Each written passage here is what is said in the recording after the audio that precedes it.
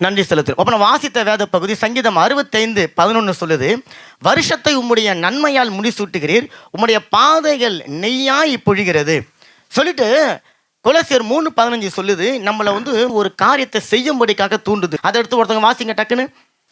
தேவவசனம் உங்கள் இருதயங்களில் ஆழக்கடவது, இதற்கென்றே நீங்கள் ஒரே சரீரமாக அழைக்கப்பட்டீர்கள், நன்றி அறிதல் உள்ளவர்களுமாய் இருங்கள். பாருங்க, இந்த வசனம் சொல்லுது, தேவ ஜனங்களை பார்த்து சொல்லுது, நீங்க முதல்ல நன்றி அறிதல் உள்ளவர்களாக இருங்கள். ஏன் உங்ககிட்ட என்கிட்ட அப்போஸ்தலர் பவுல் நன்றியை வெளிப்படுத்த சொல்றாருன்னு சொன்னா, முதல்ல உங்களுடைய இருதயத்துல தேவ சமாதானம் அது ஆண்டு கொண்டு இருக்கிறது. ஏன்னா இப்போ தேவ சமாதானம் உங்களுடைய இருதயத்தில் இருக்கிறபடினால உங்களுக்கு ஒரு இளைப்பாறுதல் கிடைச்சிருக்கு. நீங்கள் சந்தோஷத்தோடு இருக்கிறீங்க, நீங்கள் சமாதானத்தோடு இருக்கிறீங்க, நீங்கள் தேவனிடத்திலிருந்து நன்மையை பெற்றுக்கொண்டு இருக்கிறீங்க, தேவனிடத்திலிருந்து நீங்கள் ஆசீர்வாதங்களை பெற்றுக்கொண்டு இருக்கிறீங்க.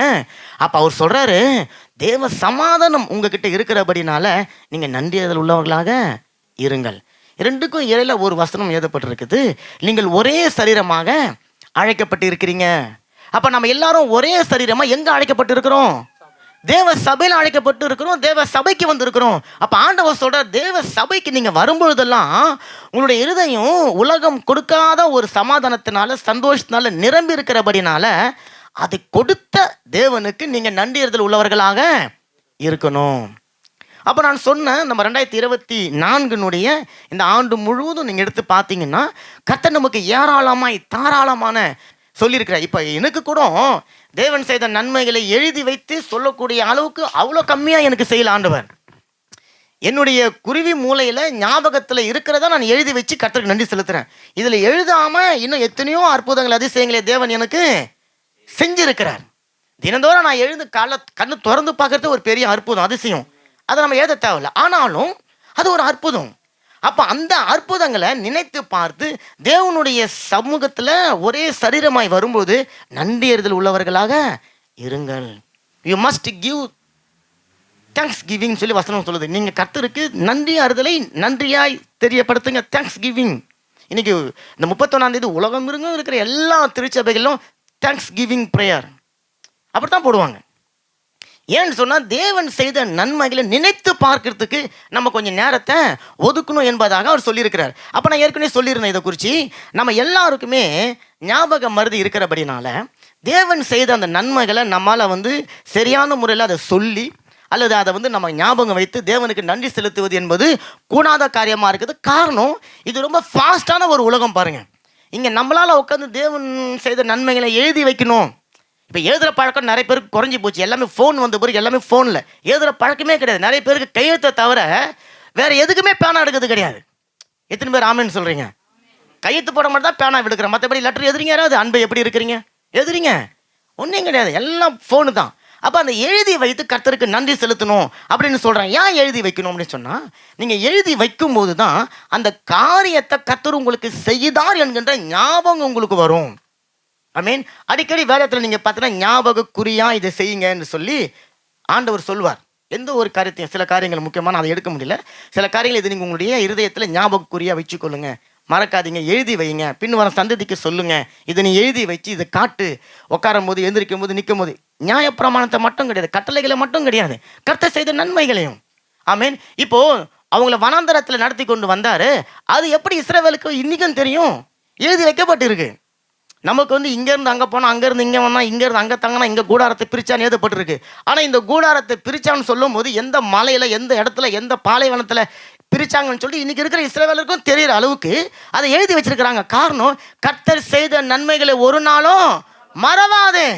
அப்போ நீ மறவாமல் இருப்பதற்காகத்தான் ஆண்டவர் சொல்கிறார், அதை நீ எழுதி வை. அப்போ டிசம்பர் 25 மாதம், ஒரு மாதமே நமக்கு கிட்டத்தட்ட அது ஒரு ஃபார்மாலிட்டிக்காக கிடையாது, அது கர்த்தருக்காக நன்றி செலுத்தக்கூடிய ஒரு நாள். டிசம்பர் 1 31 வரைக்கும் நிறைய பேர் உபவாசம் இருக்கிறாங்க, நிறைய பேர் கர்த்தருக்காக நிறைய காரியங்கள் செய்கிறாங்க. எல்லாம் செய்யுங்க, கூடவே நன்றியறிதலை சொல்லுங்க. டெய்லி ஒரு காரியத்துக்கு நன்றி சொல்லுங்க, அல்லது டெய்லி ஒரு 10 காரியத்துக்கு பிள்ளைங்களை கூட்டு வச்சுக்கோங்க. என் பிள்ளைங்களை கூட்டு வச்சு நாங்கள் அப்படி தான் செய்கிறோம். டெய்லி ஒரு 10 காரியம், 100 காரியத்தை உட்காந்து நன்றி சொன்னால் அவங்களுக்கு வேறு வேலை இருக்கும். 5 காரியம், சபைக்காக ஜெபிங்க, பாஸ்டருக்காக ஜெபிங்க, உடன் ஊழியர்களுக்காக ஜெபிங்க, விசுவாசிகளுக்காக ஜெபிங்க.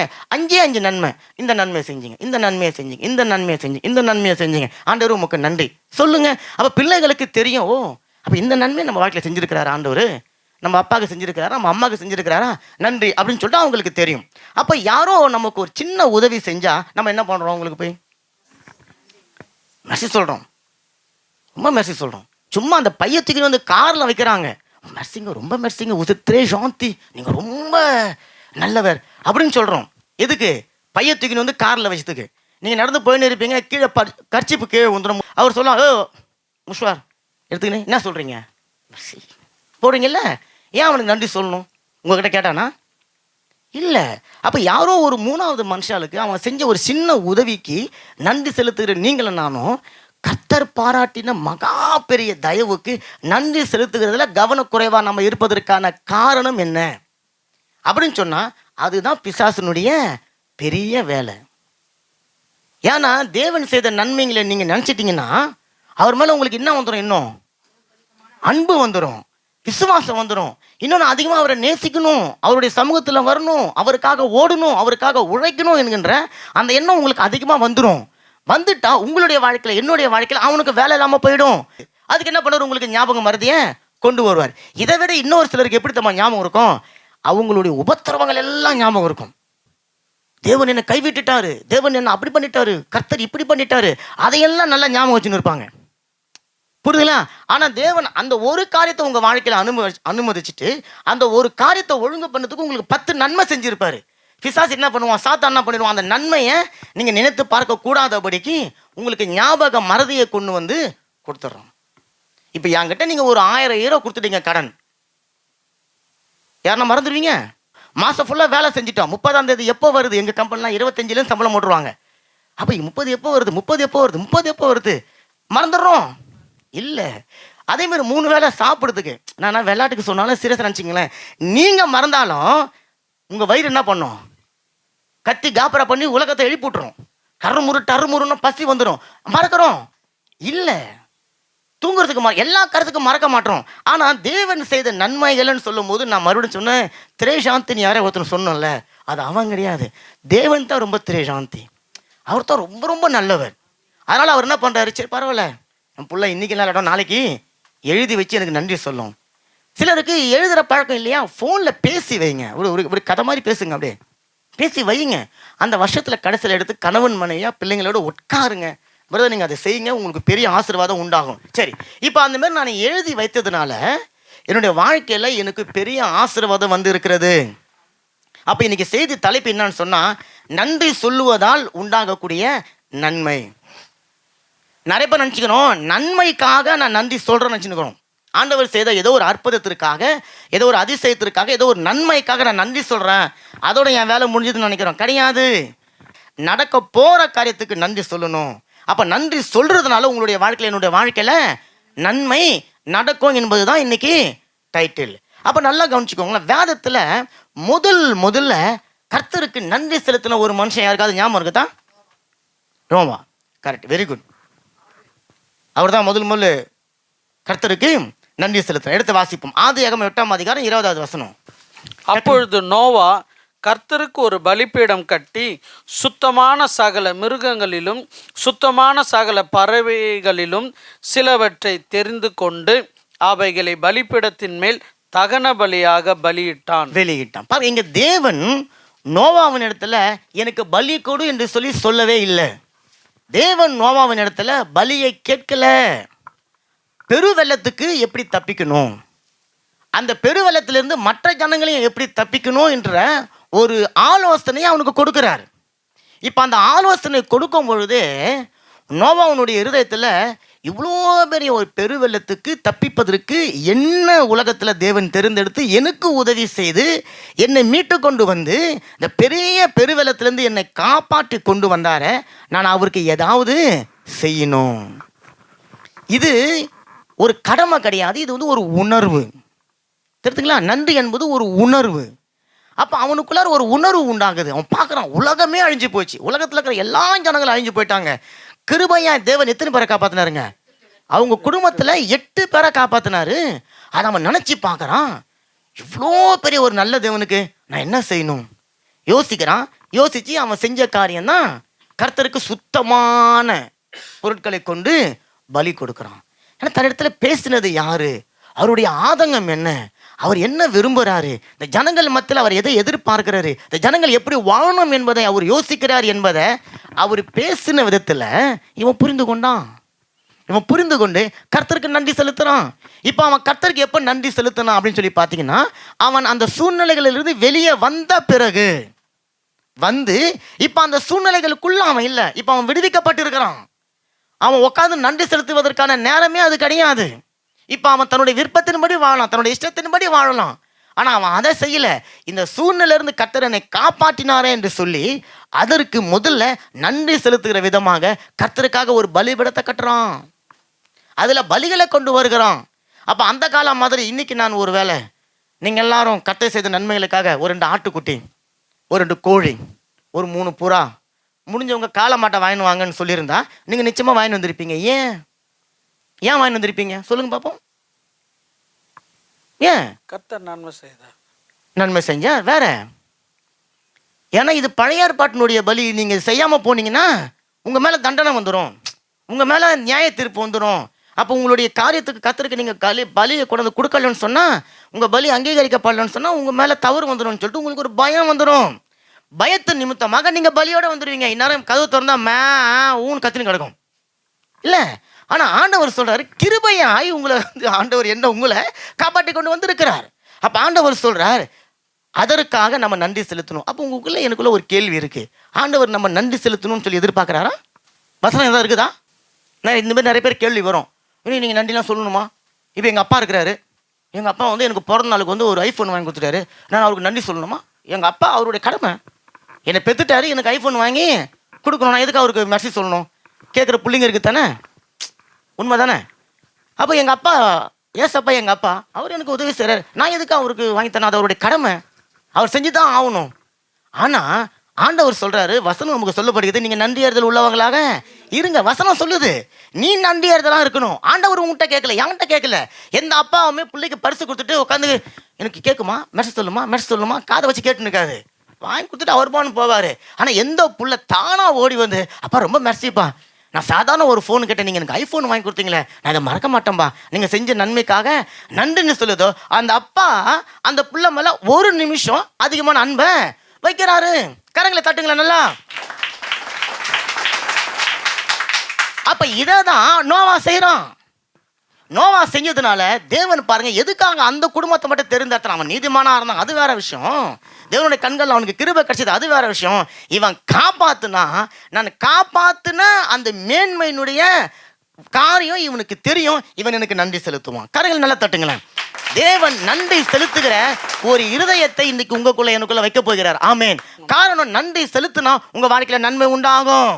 இப்ப நல்லா தெரிஞ்சுக்கோங்களேன், உங்களால மட்டும் கிடையாது, இன்னைக்கு உலகத்தில் இருக்கிற பெரும்பாலான ஜனங்களால நன்றி என்று சொல்லி கர்த்தருக்கு செலுத்த முடியாமல் இருப்பதற்கான காரணம், ஏன்னா நன்றி செலுத்துவது ஒரு கடமை கிடையாது, அது வந்து ஒரு உணர்வு.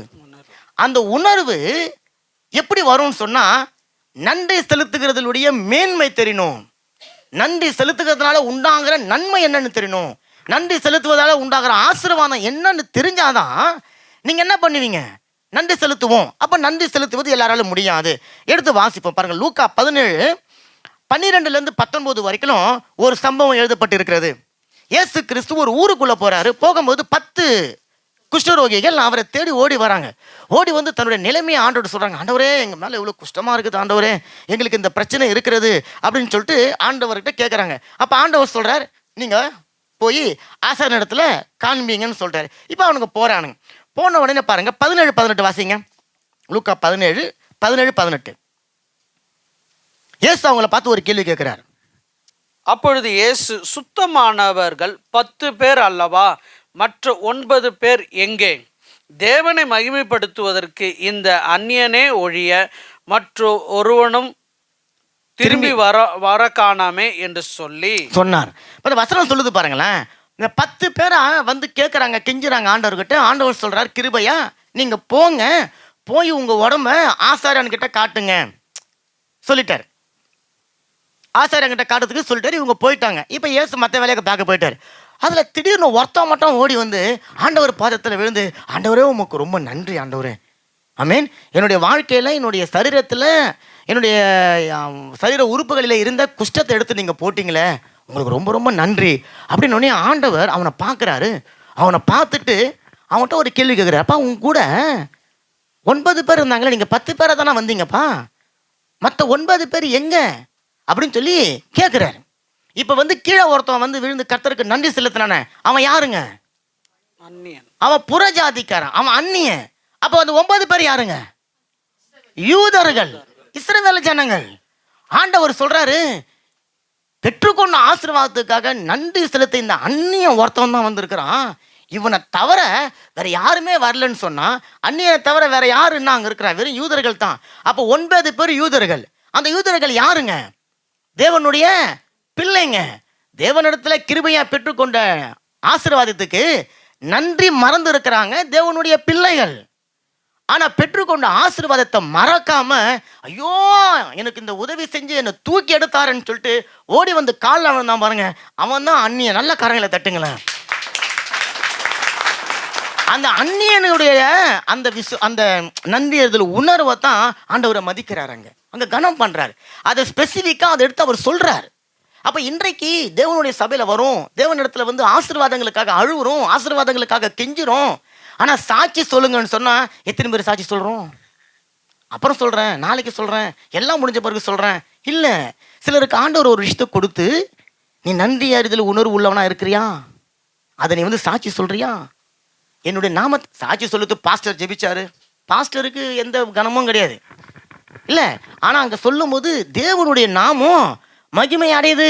அப்ப நீங்க தேவனுடைய நாமத்தை மகிமைப்படுத்தாம அந்த 9 பேரை டைவர்ட் பண்ணி, அவனுக்கு என்ன ஆசை வந்திருக்கும்? நான் குஷ்டமா தான், நான் போய் என் பொண்டாட்டியை பார்க்கணும், என் பிள்ளைய பார்க்கணும், என் சொந்த ஊரை பார்க்கணும், என் வீட்டை பார்க்கணும், காட்டை பார்க்கணும், நிலத்தை பார்க்கணும், அல்லது வேலைக்கு போகணும், அல்லது ஏதாவது ஒரு மாலுக்கு போகணும், சினிமாவுக்கு போகணும், ஓடிட்டான். இவன் மட்டும் என்னுடைய வாழ்க்கையே தலை நேராக மாத்தின அந்த தேவனுக்கு நான் போய் ஒரு நன்றி சொல்லணும். அவர்னா சொல்லிட்டு அங்கே நின்று இருந்திருப்பாரு, அவர் வேலையை பார்த்துன்னு போயிருப்பாரு. இவன் அவரை தேடி போறான். ஆமென். அப்ப இன்னைக்கு எத்தனை பேருக்கு தேவன் செஞ்ச அற்புதங்களை நம்ம சாட்சியா சொல்ல விரும்புறோம்? யோசனை பண்ணி பாருங்க. நீங்களாவே சொல்லணுங்க, இந்த அற்புதம் நடந்திருக்கு, நான் சாட்சி சொல்றேன். நான் உங்களுக்கு ஃபோன் அடிச்சு சாட்சி சொல்றீங்களான்னு கேட்டாதான் சொல்றீங்க. நீங்களும் சாட்சி சொல்லணும் பிரதர். பின்னாடி பிரதர் ரூபன் பிரதர் சாட்சி சொல்லணும். சாட்சின்னா ஆண்டவர் செஞ்ச நன்மையை நீங்க சொல்லணும். ஒரு நாளைக்கு சொல்லுவீங்க. அப்ப நீங்க அதை சொல்லணும். ஆண்டவர் அதை எதிர்பார்க்கிறார், நம்ம கிட்ட இருந்து எதிர்பார்க்கிறார். இப்ப இங்க ஆண்டவர் எதிர்பார்க்கலன்னு சொன்னா அந்த பையனை அந்த ஆளை தட்டி, பரவாயில்லப்பா நீ போயிட்டு வா, உன் நன்றிலாம் எனக்கு வேணாம், நீ வச்சுக்கோ அப்படின்னு சொல்லியிருக்கலாமே.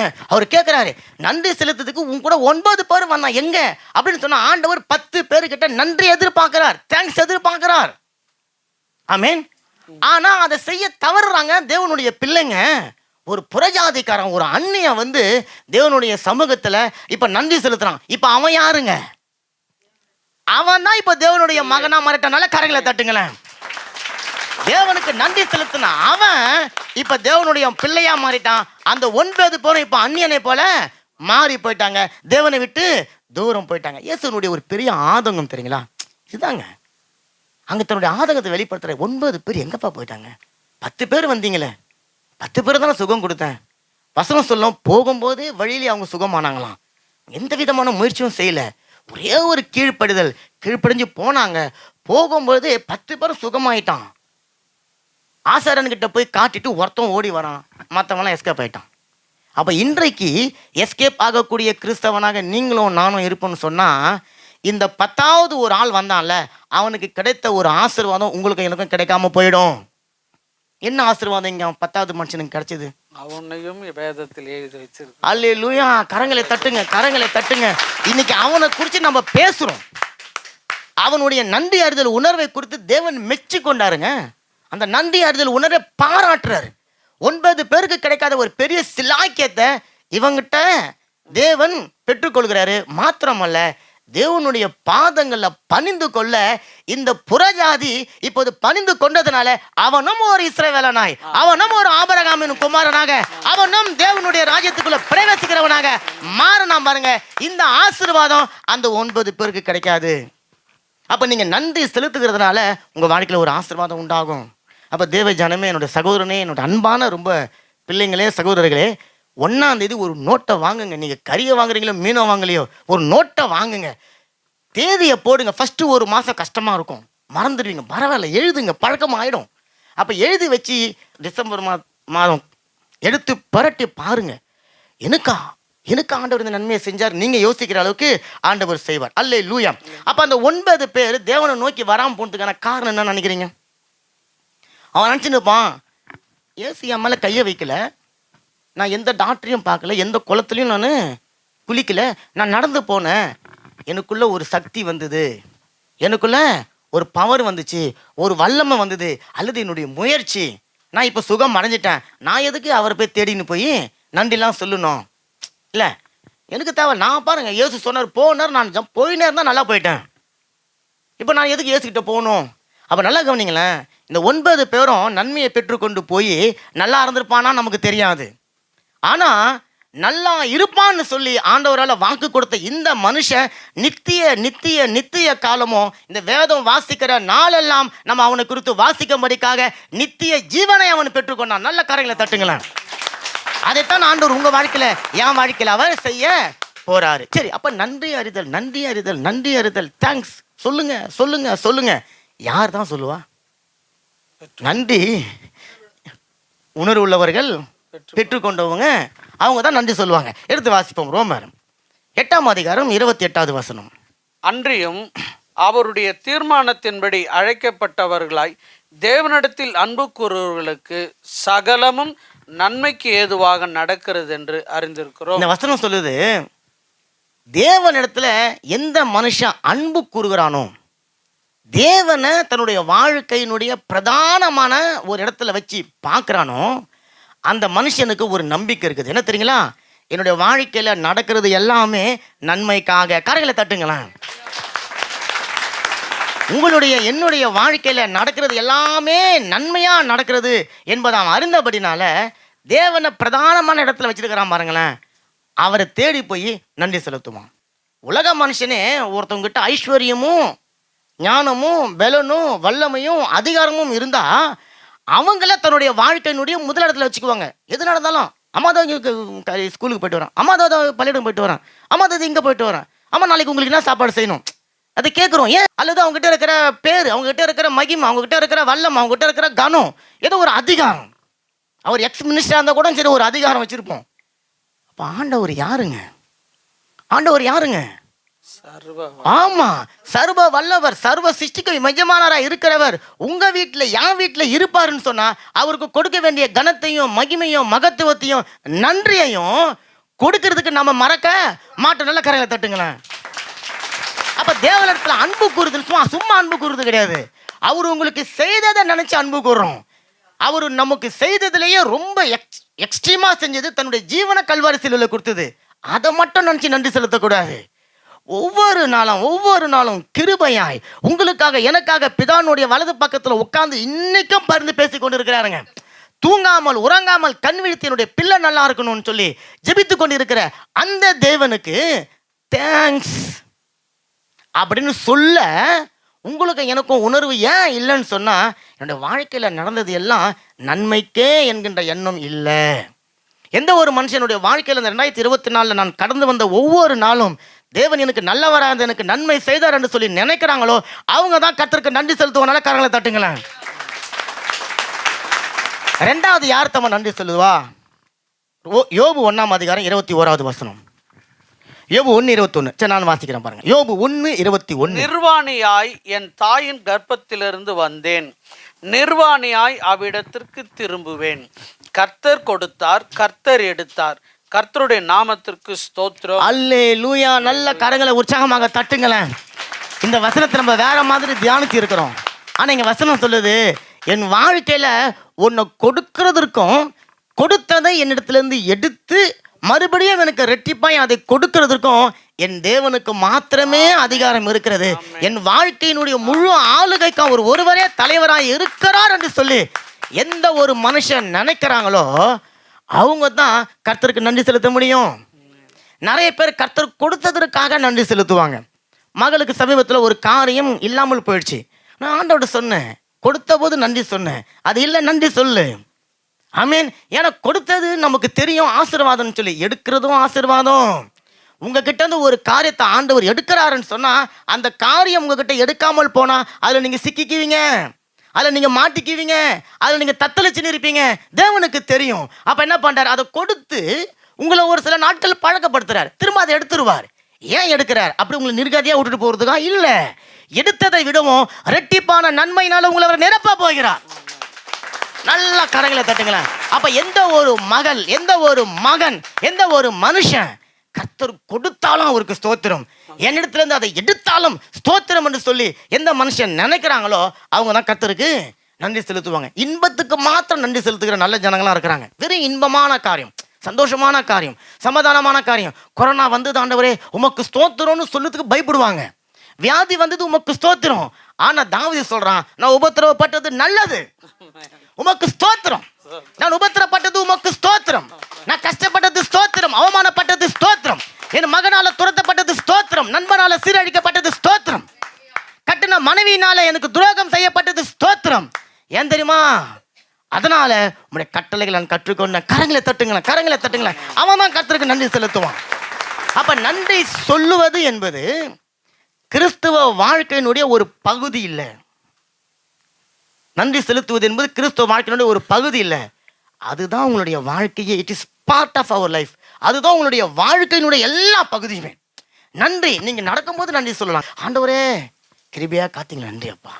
போறீங்க, ஒரு அப்பாயின்மெண்ட்டுக்கு போறீங்க பாருங்க. ஒரு ஒரு இதெல்லாம் சொன்ன டைம் ஆனால் ஒரு சகோதரி சாட்சி சொல்கிறேன் பாருங்களேன். ஒரு சகோதரி என்ன பண்ணுவாங்க, சுசிர் வாங்க போவாங்க, செருப்பு ஷூ வாங்க போவாங்க கடைக்கு.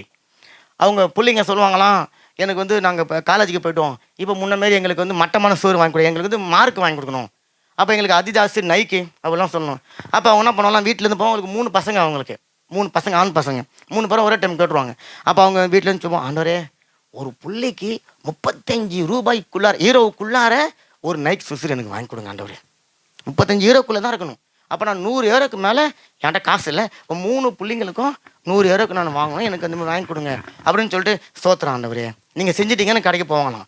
கடைக்கு போனோன்னு அவங்க சாட்சி சொல்லியிருக்கிறாங்க. அந்த அம்மாவை அந்த நைக்கு கடை, அந்த ஷூ இருக்கிற கடைக்குள்ளார போகும்போது கரெக்டாக போய் நிற்பாங்களாம் ஒரு ஷூ அந்த வாசல், அந்த இடத்துல, அந்த ரெயும்ல. அந்த பையன் அந்த அம்மா இந்த ஷூ நல்லா இருக்குதுமா அப்படின்னு எடுப்பானா, பார்த்தா 34,99. கரங்களை தட்டுங்களேன். 34,99. நான் உண்மையாகவே அவங்க சொல்லுவாங்களாம், முதல்ல பார்த்து விலையை பார்த்து ஆண்டவரே உமக்கு ஸ்தோத்திரம். யாராவது அப்படி கேட்டு போயிருக்கிறீங்க? அப்போ பாருங்க, ஜெபிச்சுட்டு ஸ்தோத்திரம் பண்ணிட்டு அந்த அம்மா போனாங்க. அவங்க விரும்பினதில் ஆண்டவர் ஒரு சாந்தியம் கம்மியாக அந்த சொசரை எடுத்து கொடுத்து, ஷூ எடுத்து கொடுத்து அந்த அம்மாவுடைய இருதயத்தில் ஸ்தோத்திரத்தை பெற்றுக்கொண்டாரு பாருங்களேன்.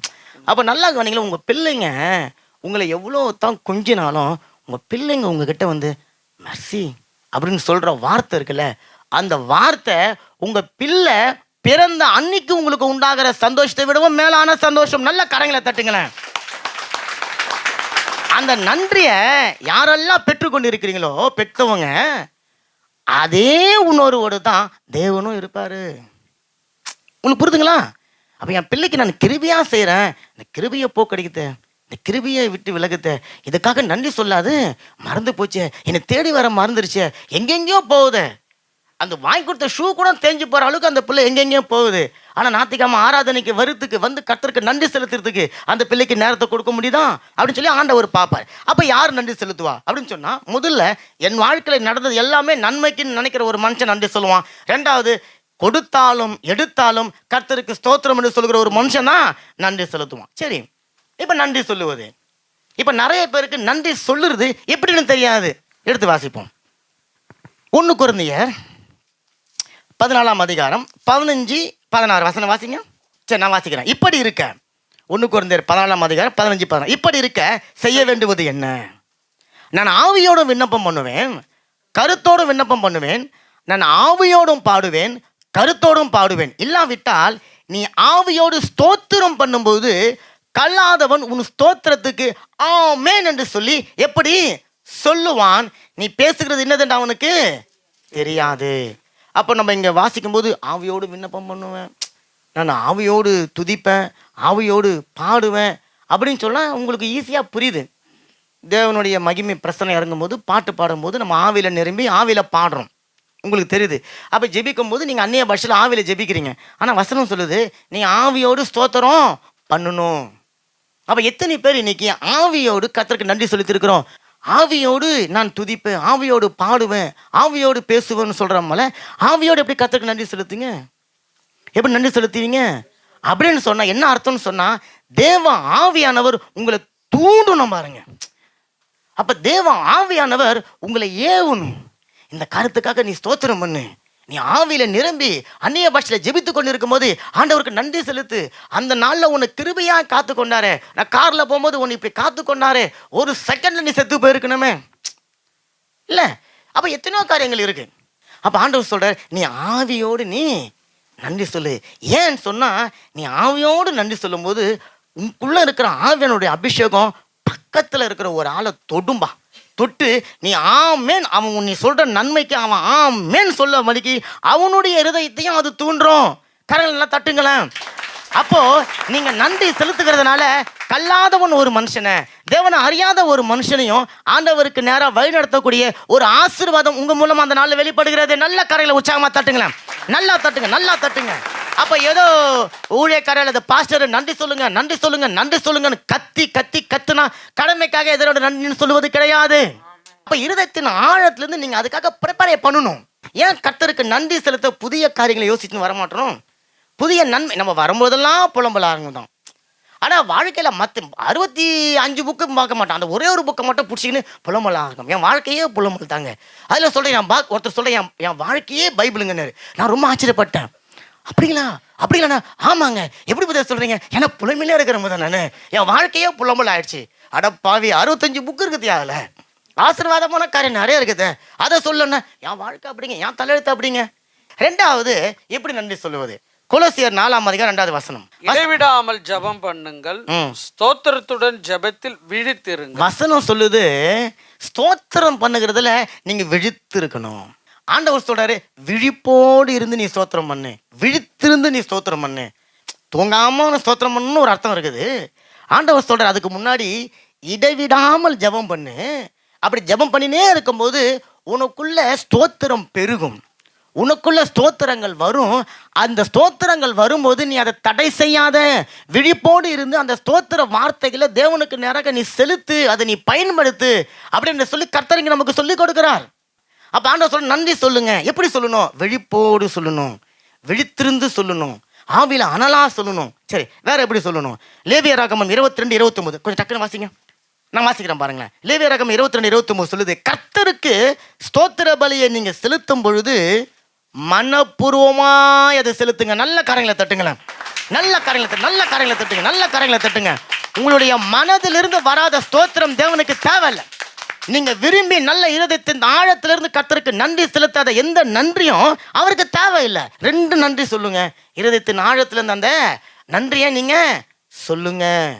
அப்ப ஆண்டவர் சொல்றாரு, வேதம் சொல்லுது, அப்போஸ்தலன் பவுல் ஒரு பெரிய நமக்கு ஒரு வார்த்தையை சொல்றாரு, நீங்க நன்றி அறிதல் உள்ளவங்களாக இருங்க.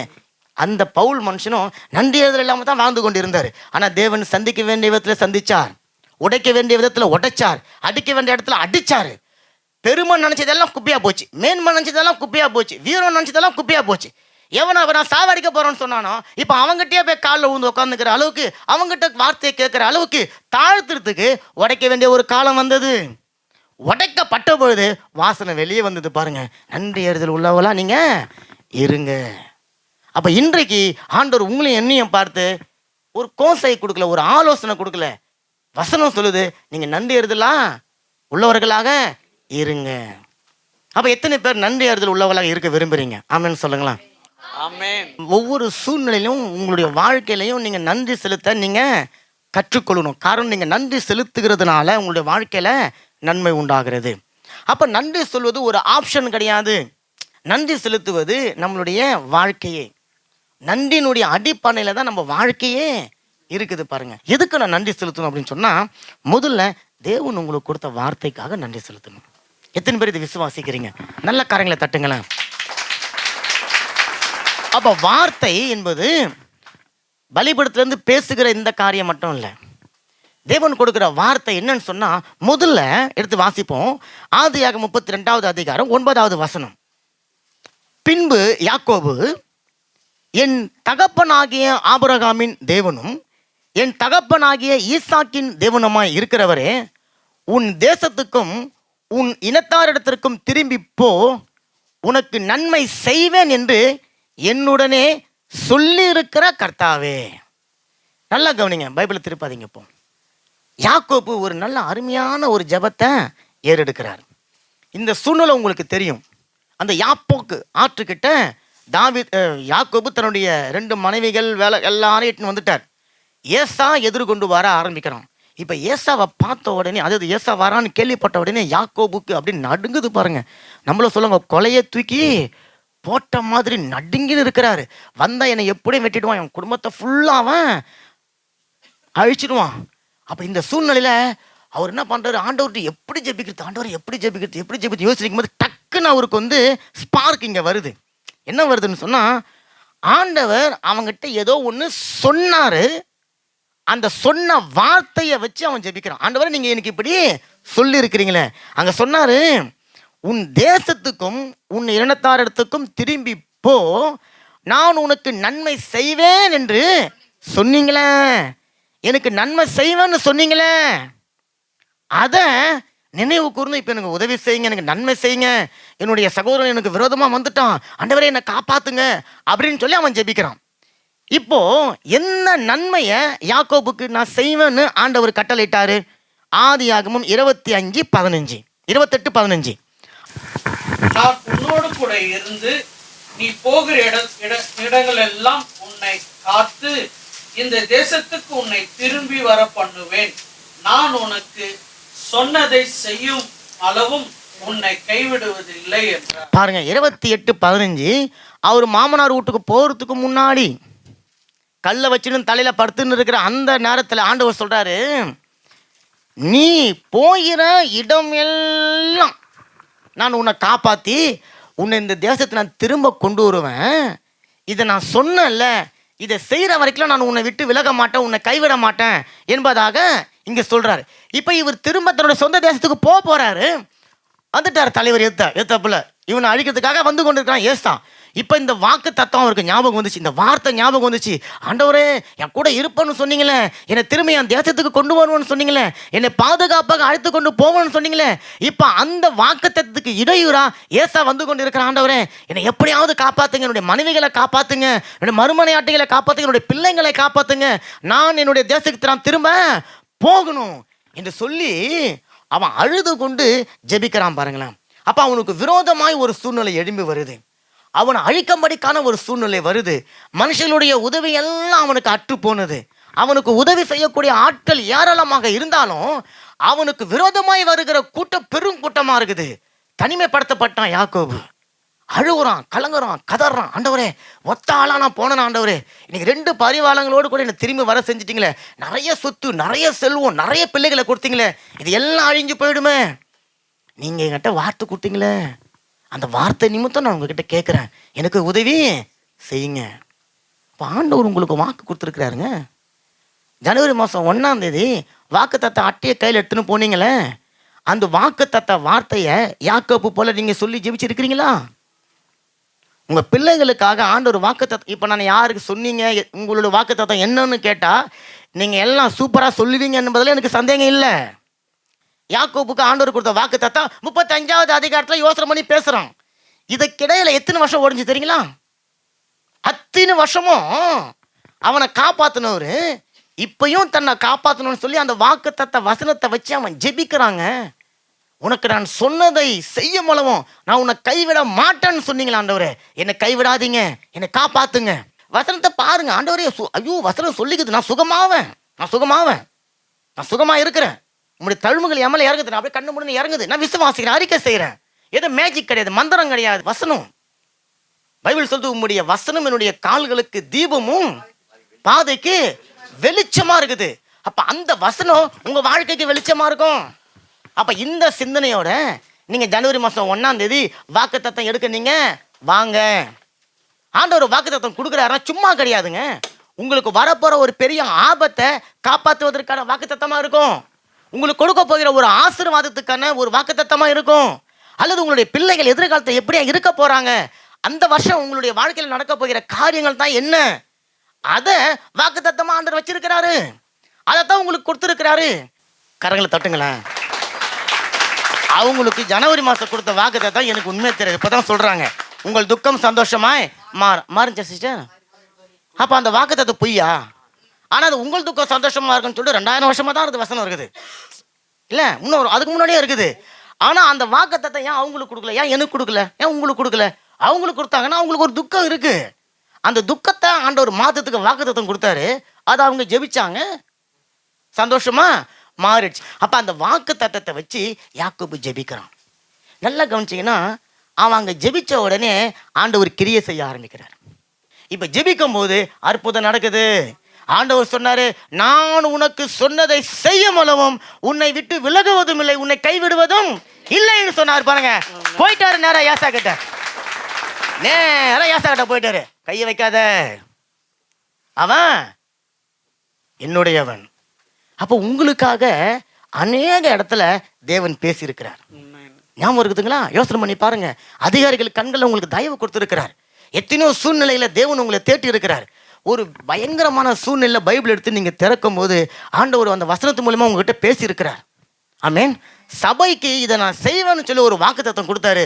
அதை நம்மளோட கண்களால பார்த்து இருக்கிறோம். உன்னோடு கூட இருந்து நான் பெரிய காரியம் செய்வேன்னு சொன்னார். பாருங்க, சத்தியமா பலிபடுத்தலன்னு சொல்றேன், அவர் இந்த ஆண்டு நமக்கு பெரிய காரியங்களை செய்து இருக்கிறார். வாக்குத்தத்தம் தந்தவர் எதை வெள்ளாட்டுக்கு தரல. அப்ப உங்களுடைய வேதனைகள் மத்தியில, உங்களுடைய அவமானத்தின் மத்தியில, நிந்தையின் மத்தியில நீ போ, பயப்படாத, நான் கூட இருக்கிறேன். எதிர்காலம் என்ன நடக்கும் ஆண்டவரே, நாங்க தேசத்துக்கு வந்துட்டோமே, எங்க வாழ்க்கை எப்படி இருக்கும்? பயந்திருந்த நாட்களை யோசனை பண்ணி பாருங்க. ஊழியக்காரன் மூலியமா, பைபிள்ல வார்த்தைகள் மூலியமா, அதை டிவில ஏதோ ஒரு செய்தி கேட்டுக்கொண்டிருந்தீங்க. ஆண்டவர் உங்ககிட்ட பேசினார்ல, அந்த வார்த்தையை ஞாபகப்படுத்திக் கொள்ளுங்க. நான் உனக்கு உதவி செய்யறேன், நான் உன்னை தேற்றுறேன், நான் உன்னை பலப்படுத்துறேன்னு சொல்லி ஆண்டவர் உங்களை பலப்படுத்தினாரே, அந்த வார்த்தையில நினைச்சு பாருங்க. உங்களுடைய கண்ணீரின் பாதையில நீங்க நடந்து கொண்டிருந்த போது கர்த்தர் உங்களிடத்துல வந்து பேசினாரே, அந்த வார்த்தையை யோசனை பண்ணி பாருங்க. விசுவாச வார்த்தைகளை உங்களுக்குள்ள பேசி உங்களை அனல் மூட்டினாரே, அதை யோசனை பண்ணி பாருங்க. தன்னந்தனியா தனிமையில இரவுல தூக்கம் இல்லாம எத்தனை பேர் தலகாணியை நினைச்சு கொண்டு அழுது கொண்டு இருந்திருக்கிறீங்க. பிள்ளையை குறித்து, மனைவியை குறித்து, கணவனை குறித்து, எதிர்காலத்தை குறித்து எத்தனை பேர் அழுது கொண்டு இருந்திருக்கிறீங்க. ஆனா மறுநாள் காலையில ஆனந்த கழிப்பை ஆண்டவர் மாத்திரத்துக்கு உங்களை தேற்றுவதற்கான ஒரு வார்த்தையை கொடுத்தாரு இல்ல, அந்த வார்த்தையை ஞாபகப்படுத்துங்க. தாவீது சொல்றான், சத்துருக்களுக்கு முன்பு எனக்கு ஒரு பந்தி ஆயத்தப்படுத்தி வச்சுட்டீங்களே, எழுதி வச்சு நன்றி சொல்லுறான். எழுதி வச்சு நன்றி செலுத்துங்க. உங்களுக்கு தேவனுக்கு கொடுத்தாரு பாருங்க வார்த்தை. ஆமென். நீங்க பெரிய பெரிய ஊழியக்காரங்களை பாருங்க. நான் தற்கொலை பண்ணிக்கு போனேங்க, திடீர்னு காத்துல ஒரு வசனம் வந்தது, நான் எடுத்து படிச்சு பார்த்தேன். அந்த வசனம் சொன்னது, உங்கள் துக்கம் சந்தோஷமாய் மாறும். அல்ல இந்த வசனம், இப்படி ஒரு வசனம். உடனே நான் மரணத்துக்கு நான் போகல, ஆண்டவர் என்னை கொண்டு வந்தாரு. இன்னைக்கு நான் பெரிய ஊழியக்காரனாக்க, என் மூலமா அநேகருடைய வாழ்க்கை நான் மாற்றுகிறேன். அந்த வசனம் அன்னைக்கு அந்த ஊழியக்காரர் அந்த வசனத்தை அசட்டை பண்ணியிருந்தாருன்னா, ஏதோ பேப்பர்ல யாருக்கும் அடிச்ச ஒரு வசனம், அது என் மூஞ்சில வந்து தெரியாம பட்டுச்சுன்னு சொல்லி நினைச்சிருந்தாருன்னா, ஆமென். அப்ப எதுக்கு சொல்றேன்னு சொன்னா, உங்களுக்கு எனக்கு ஆண்டவர் ஒரு வாக்குத்தத்தம் கொடுக்குறாருன்னு சொன்னா, அந்த வாக்குத்தத்தம் உங்களுடைய வாழ்க்கையில வரப்போகிற ஒரு பெரிய ஆபத்திலிருந்து உங்களை விடுவிக்க போகிறது. கரங்களை தட்டுங்களேன். எத்தனை விரோதமான சூழ்நிலை, நீ எப்படி முன்னேறன்னு பாக்குறேன், நீ எப்படி இந்த தேசத்துல நீ கையை காட்டினான்ல, கையை காட்டினா அவன் காட்டினே இருக்கிறான். ஆண்டவர் உங்களை அவன் காட்டின திசையெல்லாம் வெற்றிகரமா உங்களை நடக்க வச்சு கொண்டு இருக்கிறார். கரைகளை தட்டுங்க. உங்களுக்கு வார்த்தையை கொடுத்திருக்கிறார், வசனத்தை கொடுத்திருக்கிறார். பலிபீடத்திலிருந்து எவ்வளவு விதவிதமான வார்த்தைகளை உங்களுக்கு சொல்லி இருக்கிறார். எத்தனை பேர் நீங்க எனக்கு சாட்சி சொல்லி இருக்கிறீங்க. இது எல்லாம் என்ன தெரியுங்களா, நீங்க அவருக்கு நன்றி செலுத்தணும் என்பதற்காக. வேதத்தை எடுத்து நீங்க தியானிக்கும் போதெல்லாம் ஆண்டவர் உங்ககிட்ட பேசியிருக்கிறார். ஹல்லேலூயா, ஹல்லேலூயா. வசனம் சொல்லுது பாருங்க, சங்கீதம் 65:4, உம்முடைய பிரகாரங்களில் வாசமா இருக்கும்படி நீர் தெரிந்து கொண்டு சேர்த்துக் கொள்கிறவன் பாக்கியவான். காரணம், உம்முடைய பரிசுத்த ஆலயமாகிய உமது வீட்டின் நன்மையினால திருப்தியாகுவோம். கரங்களை தட்டுங்களேன். அவருடைய பரிசுத்த ஆலயத்துல நன்மையினால அவர் உங்களை திருப்தி ஆக்கி இருக்கிறார். அப்ப எத்தனை பேர் வேதம் வாசிக்கும் போது சகோதரர் சொன்னார், நான் துக்கத்தோடு ராத்திரி அழுதுன்னு இருந்தேன், ஆனா படுத்துட்டேன், படுக்கும்போது சந்தோஷமா படுத்தேன். அப்ப இடையில ஏதோ ஒன்று நடந்திருக்கு, ஆண்டவர் ஒரு வசனத்தை கொடுத்துருக்கிறாரு. கரங்களை தட்டுங்க. அதனாலதான் உங்களுக்கு வேதத்தை வாசிக்கும் போது ஆண்டவர் உங்களுக்கு வார்த்தையை தரார். இப்ப ரெண்டாவது எதுக்காக சொல்லணும், ரட்சிப்புக்காக. ரட்சிப்பு என்பது ஏதோ நீங்க ஞானஸ்தானம் வாங்கின அந்த நாள்ல ரட்சிக்கப்பட்டீங்களா, அது தேவன் உங்களுக்கு கிருபையா கொடுத்துட்டாரு.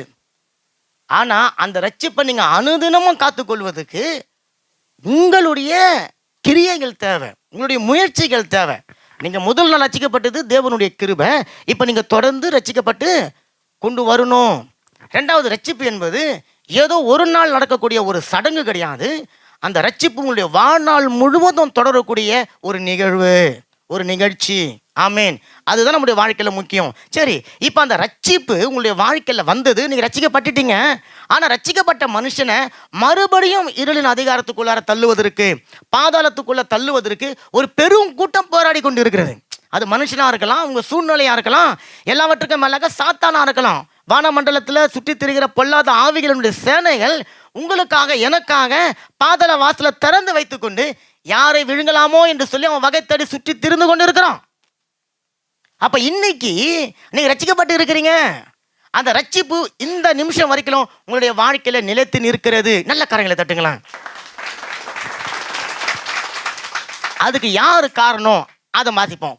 கொலோசையர் 1:13 இருளின் அதிகாரத்தில் நின்று நம்மை விடுதலையாக்கி தமது அன்பின் குமாரனுடைய ராஜ்யத்திற்கு உட்படுத்தினோருமாய் இருக்கிற தேவனுக்கு ஸ்தோத்திரம்.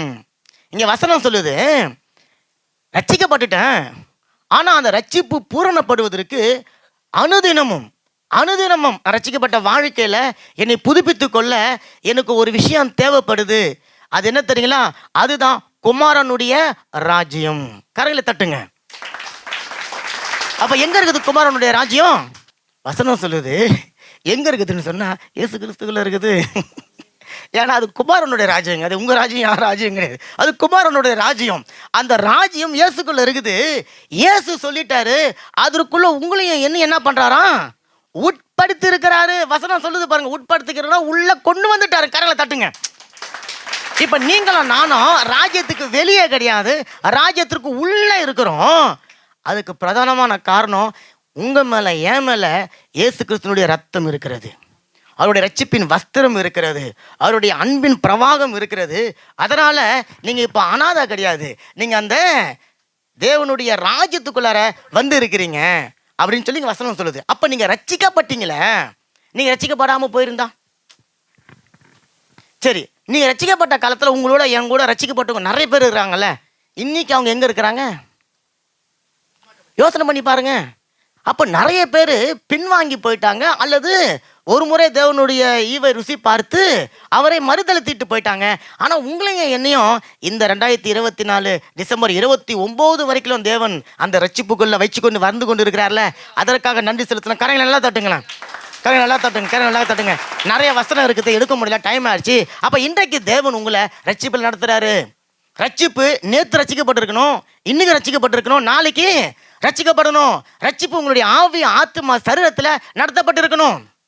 ஆமென். அப்ப ரட்சிக்கப்பட்டவன் அப்படின்னு சொன்னாலே ரட்சிக்கப்படாதவனுக்கும் ரட்சிக்கப்பட்டவனுக்கும் ஒரு வித்தியாசத்தை வெளிப்படுத்தணும். ஜெபிக்கிறதுல, வேதம் வாசிக்கிறதுல, தியானிக்கிறதுல, சபை கூடி வருகிறதுல, காணிக்கை கொடுக்கறதுல, அன்புல, சந்தோஷத்துல, பிரியத்துல, நேசத்துல உங்களுடைய வெளிப்பாடுகளை நீங்க வெளிப்படுத்துகிற விதத்துல ரட்சிக்கப்பட்டவனா நீங்க இருக்கணும், நான் இருக்கணும். அப்ப தேவன் அப்படி வச்சிருக்கிறாரா? ஆமென். அப்ப ஆண்டவர் சொல்றாரு, அந்த பாவத்துல விழாதபடிக்கு அப்படி நீங்க போகும்போது ஆண்டவர் சொல்றாருல, இதுதான்பா வழி, நீ இதுல போப்பா அப்படின்னு சொல்லி நம்மளை டைவர்ட் பண்ணி விட்டாரல்ல, அதுதான் உங்களை ரட்சிப்புல நீங்க காத்துக்கொள்ளப்பட்டதுக்கு. ரெண்டாவது, ஒவ்வொரு நாளும் நான் பாவம் செஞ்சிட்டேன். இப்ப நான் பாவம் செஞ்ச பிறகு ரட்சிப்புல இருந்து நான் பின்வாங்கி போயிட்டேன், ரட்சிப்பு நான் இழந்து போயிட்டேனா? இல்ல. நான் ஏற்கனவே போன வாரம் பார்த்தோம், ரட்சிப்பு நித்திய ரட்சிப்பு, அது நித்திய காலமும் இருக்குது. ஆனா அந்த ரட்சிப்பு நான் வேணான்னு கொஞ்சம் நான் ஒதுங்கி இருக்கிறேன். இப்ப ஆண்டவர் என்ன பண்றாரு? வாப்பான்னு கூப்பிட்டு ரத்தத்தினால கழுவி மறுபடியும் குமாரோட ராஜ்யத்துக்குள்ள என்ன கொண்டு வந்து சேர்க்கிறாரு. மறுபடியும் என்னுடைய ரட்சிப்பு அவர் என்ன பண்றாரு? புதுப்பிக்கிறாரு, அனல் மூட்டுறாரு, மறுபடியும் ரட்சிப்பினால என்ன அலங்கரிக்கிறார். அல்லேலூயா. மாத்திரம் இல்லைங்க, இன்னைக்கு கூட இயேசுவேன்னு கூட்டா போதும், உங்ககிட்ட ஓடி வந்துடுறாருல. அதுக்கு என்ன காரணம்? என்ன காரணம்னா அவருடைய அன்பு மாத்திரமல்ல, அவருடைய பரிசுத்த ரத்தம் உங்க மேல இருக்கிறது. அந்த ரத்தத்தை பார்த்த உடனே இயேசுவுக்கு தெரியும், அந்த ரத்தத்துக்காக தான் எவ்வளவா பாடுபட்டு இந்த ஜனங்களை மீட்டு கொண்டேன். அக்கிரமக்காரல ஒருத்தனா என்ன பட்டனேன், அந்த ரத்தம் என் பிள்ளை மேல இருக்குது, என்னை கூப்பிடுது, நம்ம என்னன்னு கேட்கணும். அது எல்லாமே நீங்க ரட்சிக்கப்பட்டீங்க என்பதுக்காகத்தான். ஆமென். அப்ப ரட்சிப்புக்காக ஏதோ நான் ஒரு 10 வருஷத்துக்கு முன்னாடி, 5 வருஷத்துக்கு முன்னாடி, 20 வருஷத்துக்கு முன்னாடி ரட்சிக்கப்பட்டுட்டேன், அதோட மேட்டர் க்ளோஸ் கிடையாது. அனுதினமும் ரட்சிக்க நீங்க படணும். ஆமென். சங்கீதம் 116 அவருடைய வசனம் நான் எடுக்கல, நீங்கள் உங்கள் டைம் ஆயிடுச்சு. சொல்லுது, கர்த்தர் எனக்கு செய்த உபகாரங்களுக்காக நான் என்னத்தை செலுத்துவேன் அப்படின்னு கேட்டுட்டு அவர் சொல்கிறாரு, ரட்சிப்பின் பாத்திரத்தை என்னுடைய கரத்தில் எடுத்துக்கொண்டு வந்து கர்த்தருடைய நாமத்தை நான் தொழுது கொள்வேன். அந்த ரட்சிப்பின் பாத்திரம் ஆண்டவரே, அந்த ரட்சிப்பின் பாத்திரத்தோடு நான் வந்திருக்கிறேன் ஆண்டவரே. எங்களுடைய வாழ்க்கையில் அந்த ரட்சிக்கப்பட்ட அந்த நாளை நாங்கள் நினைவு கூறுகிறோம். சபையில் வந்து நாங்கள் நல்லா தேவனை நல்லா ஆராதித்து அபிஷேகத்தில் நிரம்பி அந்த ரட்சிப்பை புதுப்பித்து ஒவ்வொரு நாளும் உமக்குள்ள அங்கே களி கூர்ந்து கொண்டு இருந்தோமே, அதை நினைத்து பார்க்கும்போது அதற்காக நன்றி. ஆனால் ஆண்டவர் உங்களுக்கும் எனக்கும் கிருபையாய் இந்த 2024 எவ்வளவோ நன்மை செஞ்சிருக்கிறார்.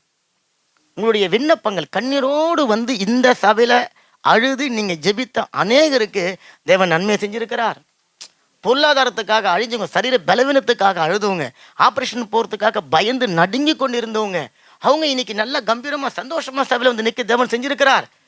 திரும்ப ஆப்ரேஷன் பண்ணிட்டு நான் சபையில் நிற்பனா நிற்க மாட்டானா, ஆண்டவரே முடியுமா, நடப்பனா நடக்க மாட்டானா, 1000 கேள்வியோடு இருந்த என்னையும் ஆண்டவர் 3வது வாரமே தூக்கின்னு வந்து இங்கே போட்டுட்டார். அப்போ ஆண்டவர் நன்மை செஞ்சிருக்கிறார். ஆமேன். ஆசீர்வாதங்களை கொடுத்துருக்கிறார். அப்போ இதை நினைச்சு பார்க்கும்போது எந்த ஒரு மனுஷனாக இருந்தாலும்ங்க, வாய் இருக்குதோ இல்லையோ, மனசால கூட கர்த்தருக்கு நன்றி செலுத்த ஆரம்பிச்சிருவோம். ஆமேன். ஏன் தெரியுங்களா, அவருடைய நன்மைகளை நம்மளால இன்னைக்கு சொல்லி இந்த ஒரு ஆராதனையில நன்றி செலுத்தி விட முடியாது. இதற்கு ஒரு நல்ல எக்ஸாம்பிள் பாருங்களேன். 103 சங்கீதம் நம்ம ஒவ்வொரு நாளும் ஆராதனையில சொல்லி ஜெபிக்கிற ஒரு ஜெபம். சங்கீதம் 103 1-2 வசனம் பாருங்களேன். என் ஆத்துமாவே கர்த்தரை ஸ்தோத்திரி. எப்படி ஸ்தோத்தரிக்கணுமா, முழு உள்ளமே அவருடைய பரிசுத்த நாமத்தை ஸ்தோத்திரி. என் ஆத்துமாவே கர்த்தரை ஸ்தோத்திரி, கர்த்தர் செய்த சகல உபகாரங்களையும் மறவாதே. அப்போ தாவீது அவனுடைய வாழ்க்கையில் கர்த்தர் நடத்தி கொண்டு வந்த எல்லா வழிகளையும் பார்க்குறான். பார்த்துட்டு இருதயத்தின் ஆழத்துலேருந்து சொல்கிறான், ஆத்மாவை தட்டுறான். தட்டி ஆத்மாவை எழுந்துட்டு உன்னோட முழு இருதயத்தோடு என் ஆத்மாவை நீ கர்த்தரை ஸ்தோத்திரி. எப்படி ஸ்தோத்தரிக்கணுமா, முழு இருதயத்தோடு. பாதி இங்கே வச்சுட்டு பாதி இங்கே வச்சுட்டு அது முழு இருதயத்தோடு செய்யணும் அப்படின்னு சொல்லிட்டு கீழே ஒரு பெரிய பட்டியல் கொடுக்குறான். அதில் நம்ம எல்லாத்தையும் எடுக்கல, 3-5 சொல்லுது, 3லேருந்து 5 வரைக்கும். முதல்ல எதுக்கு நன்றி சொல்லணும், அக்கிரமங்களை எல்லாம் மன்னித்தார்ப்பா. 2வது உன் நோய்களை எல்லாம் குணமாக்கினேன். 3வது உன் பிராணனை அழிவுக்கு விலைக்கு உன்னை மீட்டு கொண்டேன். கிருபையினால இறக்கத்தினால நான் உனக்கு முடிசூட்டினேன். 2வது நன்மையினால உன் வாயை திருப்தி ஆக்கியிருக்கிறேன். நல்ல கரங்களை தட்டுங்களேன். நான் இந்த வசனத்தை ஒரு நாள் யோசனை பண்ணும்போது, மனுஷனுடைய வாயை திருப்தி ஆக்கவே முடியாது தெரியுமா உங்களுக்கு. ஆனால் ஆண்டவர் சொல்கிறார், எப்பா உன் வாயை நான் உலகத்திலேயே ஒரு மனுஷனால முடியாத காரியத்தை ஆண்டவர் அப்படி செஞ்சுட்டாருங்க. நம்ம வாயை திருப்தி ஆகிருக்கிறாங்க. அதுக்காக மறுபடியும் கரங்களை தட்டுங்களேன். அதில் எப்படி திருப்தி ஆகிறாருன்னு சொன்னால், நன்மையினால திருப்தி ஆகிருக்கிறாராம். நன்மையினால திருப்தி ஆகிருக்கிறாராம். அடுத்தது கழுகுக்கு சமானமாய் நம்மளுடைய வயதை வாழ வயதை போயிருக்கு. அப்போ ரொம்ப விளக்கம் வேணா உங்களுக்கு தெரியும். ஆண்டவரே எங்கள் வாயை திருப்தி ஆக்கியிருக்கிறீங்க. கண்ணீரோடு இந்த சபையில் வந்து விதைச்ச விதை இன்னைக்கு வந்து வளர்ந்து ஆண்டவர் எங்களுக்கு ஆசீர்வாதமாக இருக்குது. இருதயத்தை இலக்க பண்ணின அந்த சூழ்நிலையிலெல்லாம் மாற்றி இன்னைக்கு ஆனந்த கழிப்பா எங்களை மாற்றி இருக்கிறீங்க. எத்தனையோ நன்மையை செஞ்சுருக்கிறீங்க. பாவங்களை மன்னித்தீங்க, சாபங்களை எடுத்து போட்டீங்க. எல்லாத்துக்காகவும் உங்களுக்கு நன்றி அப்பா. குறிப்பாக எங்களுடைய வாயை நன்மையினால திருப்தி ஆக்கினீங்க. இன்னைக்கு எங்களுடைய வாய் உங்களுடைய நன்மைகளை பேசிக்கொண்டு இருக்க தட்டு. நல்ல காரியங்களை தட்டுங்க.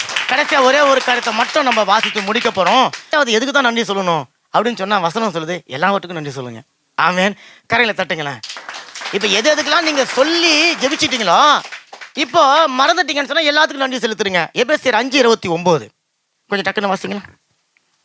எபேசியர் 5:20 நம்முடைய கர்த்தராகிய இயேசு கிறிஸ்துவின் நாமத்தினாலே எப்பொழுதும் எல்லாவற்றிற்காகவும் பிதாவாகிய தேவனை ஸ்தோத்தரிங்கள். நல்ல கரையில தட்டுங்களேன். எப்போதும் ஸ்தோத்தரிக்கணும், எல்லாவற்றிற்காகவும் ஸ்தோத்தரிக்கணும். ஆமேன். எல்லா நன்மைகளுக்காகவும் கர்த்தரை ஸ்தோத்தரிக்கணும். இதுக்கு ஒரு நல்ல உதாரணத்தை நான் வேதத்தில் தேடும் போது இப்போ வசனம் சொல்லுது பாருங்களேன். இந்த மாதிரி எல்லாத்துக்கும் ஸ்தோத்தரிச்ச ஒரு மனுஷன்னு பார்க்கும்போது நம்ம எல்லாருக்கும் தாவீது தெரியும். ஆனால் பழைய ஏற்பட்ட தாவீதுக்கு முன்னாடி ஒரு மனுஷன் எப்போ பார்த்தாலும் ஸ்தோத்திரம்னு நினைப்பார். அவர் யாருன்னா எலியாசர். ஆமேன். நீங்கள் வேதத்தில் எடுத்து போய் நிதானம் வாசிச்சு பாருங்க. அந்த எலியாசருடைய பண்புகளை குறித்து நம்ம ஒரு நாளைக்கு தியானிப்போம். ரொம்ப அருமையான ஒரு மனுஷன். எப்பவுமே என் எஜமானனாகிய ஆபிரகாமின் தேவனுக்கு ஸ்தோத்திரம், என் ஆண்டவனாகிய எஜமான் ஆபிரகாமுடைய தேவனுக்கு ஸ்தோத்திரம், கர்த்தருக்கு ஸ்தோத்திரம். உட்காரும் போது ஸ்தோத்திரம், சாப்பிடும் போது ஸ்தோத்திரம், பொண்ணு நல்லா கற்று ஓகேன்னோடனே ஸ்தோத்திரம், பொண்ணு தண்ணி கொடுத்தவனே ஸ்தோத்திரம், தண்ணியை ஒட்டகத்துக்கு கொடுத்தவனே ஸ்தோத்திரம், வீட்டில் போய் விருந்து சாப்பிட்டவனே ஸ்தோத்திரம், பொண்ணு இந்த மாதிரி நான் கேட்டுன்னு வந்துக்கிறேன்பா கொடுப்பீங்களா, ஓகே ஸ்தோத்திரம். அப்போ நாளைக்கு 2 நாள் தங்கிட்டு போங்களேன். ஓகே ஸ்தோத்திரம், தங்கிட்டு போகிறேன். சாப்பிட்டு மறுநாள் ஏஞ்சி எல்லாரையும் கூட்டுன்னு வராரு, வந்தோடனே ஸ்தோத்திரம். அப்போ எல்லாத்துக்கும் ஸ்தோத்திரம், எல்லாத்துக்கும் ஸ்தோத்திரம். அவன் உண்மையாக ஸ்தோத்திரம் சொல்கிறான். ஏன்னா எஜமானன் இவனை நம்பி ஒரு பெரிய பொறுப்பு கொடுத்தான். அந்த பொறுப்பை நேர்த்தியாக செய்கிறதுக்கு தேவன் அவன் கூட வந்தார். அதை நினச்சி பார்த்து நன்றியோடு ஸ்தோத்தரிக்கிறான். ஆமீன். அப்போ நம்ம எல்லாத்துக்கும் ஸ்தோத்தரிக்கணும். ஆமீன். எல்லாவற்றுக்காகவும் ஸ்தோத்தரிக்கணும். தாவீது சொல்றாரு, கர்த்தரை நான் எக்காலத்திலும் ஸ்தோத்தரிப்பேன், அவருடைய புகழ் என் வாயில் எப்போதும் இருக்கு. 34:1. ஆமீன். அல்லேலூயா. அப்போ ஸ்தோத்தரிக்கணும். கொஞ்சம் வேகமாக முடிச்சிட்டோம். 2வது சங்கீதம் 66:20 வசனம் சொல்லுது, தாவீது சொல்றாரு, என் ஜெபத்தை தள்ளாமலும் தமது கிருபையை என்னை விட்டு விலகாமலும் இருக்க செய்த தேவனுக்கு ஸ்தோத்திரம். அப்போ நீங்க சாப்பிடும் போதும் ஸ்தோத்திரம், இருதயத்தின் ஆழத்திலிருந்து. ஏன்னா அந்த சாப்பாடு உங்களுக்கு செரிமானம் ஆகணும். ஆமீன். அப்போ அதுக்காக ஸ்தோத்திரம், எல்லாவற்றுக்காகவும் ஸ்தோத்திரம் செலுத்தணும். பாருங்க, இவ்வளவு காரியங்கள் நான் உங்களுக்கு சொல்லி கொடுத்துருக்கிறேன். இது இல்லாமல் இன்னும் அநேக காரியங்கள் இருக்கிறது இல்லைங்களா? உங்களுடைய தனிப்பட்ட வாழ்க்கையில, கணவன் மனைவினுடைய உடன்படிக்கையில, கணவன் மனைவி உறவுல, பிள்ளைகள் பெற்றோர்களுடைய உறவுல தேவன் செய்த நன்மைகள் இருக்கு பாருங்க. வேலை ஸ்தலத்துல ஆமீன், போகும்போது வரும்போதெல்லாம் எவ்வளவு நன்மைகளை செய்திருக்கிறார். அப்ப இந்த நன்மைகளை நினைக்கும் போது உங்களால நன்றி சொல்லாமல் இருக்க முடியுமா? அத்தனை நன்மைகளை நினைத்து பார்த்து முழு இருதயத்தோடு ஆமீன், மனப்பூர்வமாய் தேவனை நோக்கி பார்த்து, ஆண்டவரை நன்றி சொல்லாமல் இருக்கவே முடியாது. எங்கள் வாழ்க்கையில் நீ செய்த நன்மைகளுக்காக என்று சொல்லி பாடி அவர் நமக்கு மையப்படுத்தலாமா? நன்றி சொல்லாமல்